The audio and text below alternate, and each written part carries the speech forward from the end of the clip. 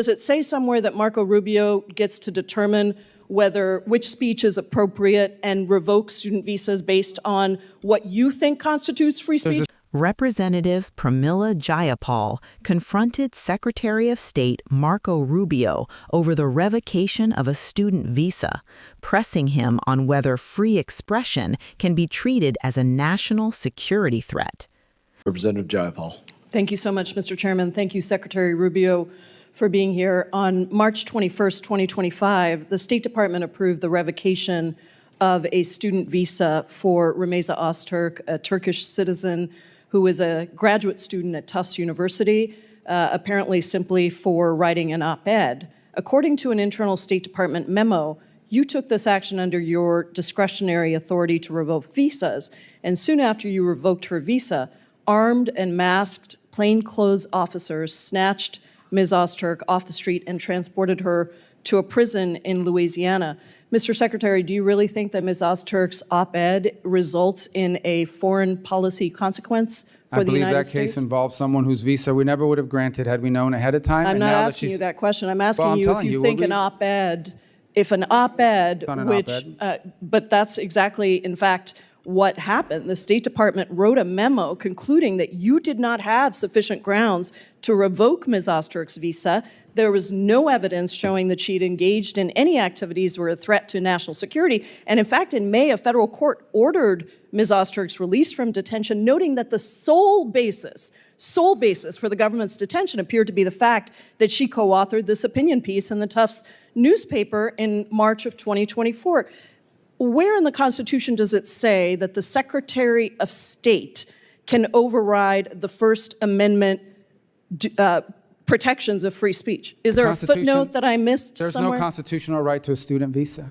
But is there a constitutional right? Does it say somewhere that Marco Rubio gets to determine which speech is appropriate and revoke student visas based on what you think constitutes free speech? There's a statute that says the Secretary of State gets to determine whether someone is a threat. We deny visas every day all over the world. Do you think that the Immigration and Nationality Act trumps the Constitution of the United States, Mr. Secretary? Well, Congress can always change the law if you want, but I'm telling you, in the meanwhile, I have the authority, I will continue to revoke the visas of these people that come here to tear this country. You said that, Mr. Secretary. Let me reclaim my time, because you are talking about revoking student visas based on what somebody says. And that means that you are trumping the legal supreme court, the supreme law of the land, which is the Constitution of the United States. No one has a right to a student visa. Mr. Rubio, why did the administration need to use masked, armed, unidentified agents to whisk somebody off the street and deny her counsel for almost 24 hours after her arrest? Well, you'll have to ask the agencies that did that work. I'm not responsible for that. I'm responsible for revoking the visas of these people that come to tear this country apart. I'm talking about this particular case where you revoked the student visa of a Turkish citizen who was a graduate student who wrote an op-ed that you didn't like. And suddenly you allowed for masked men to whisk her off the street. And you have multiple jobs, apparently. You're the national security advisor as well. So don't tell me it's not your job. Who snatches her off the street? We don't do the snatching, but I can tell you we do the visa revocations. Let me ask you about the national security consequences of masked men on the streets snatching people off the streets. If these are legitimate law enforcement agents carrying out proper arrests, why are they hiding their identities? Because then radical crazies will try to hurt them. So you think that U.S. agents who have almost always gone without face coverings, even when they're arresting some of the country's most dangerous criminals, suddenly have so much to fear from a graduate student who wrote an op-ed that they need to be masked? Is that that law student was a guest in the United States on a student visa. No one's entitled to a student visa. So you revoked her student visa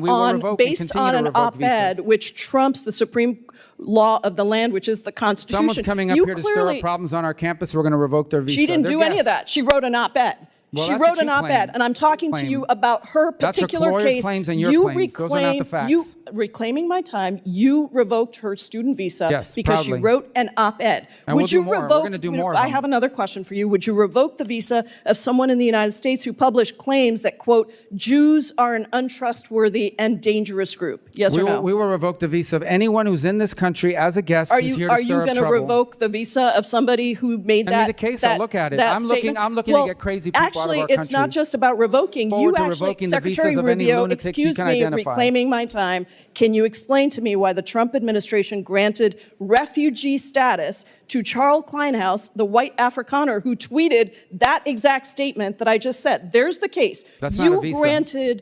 You who granted that person to enter the United States. That's a totally different process. That's someone that applied here through a totally different process. Secretary Rubio, visas are a privilege. Secretary we deny Rubio, them all the time, you and we'll revoke revoked them. a visa based on an op-ed, and then you allowed for masked men to snatch somebody off the street. Your time's expired. That's your claim. That's not accurate. Recognize ranking. The clash centered on a Turkish graduate student whose visa was revoked after she co-authored an opinion article, a move Jayapal argued crossed a constitutional line.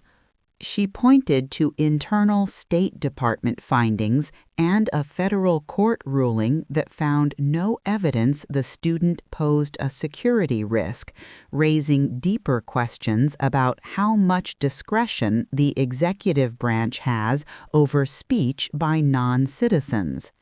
Rubio maintained that visas are privileges, not rights, and that the law gives him authority to deny or revoke them when he believes U.S. interests are at stake.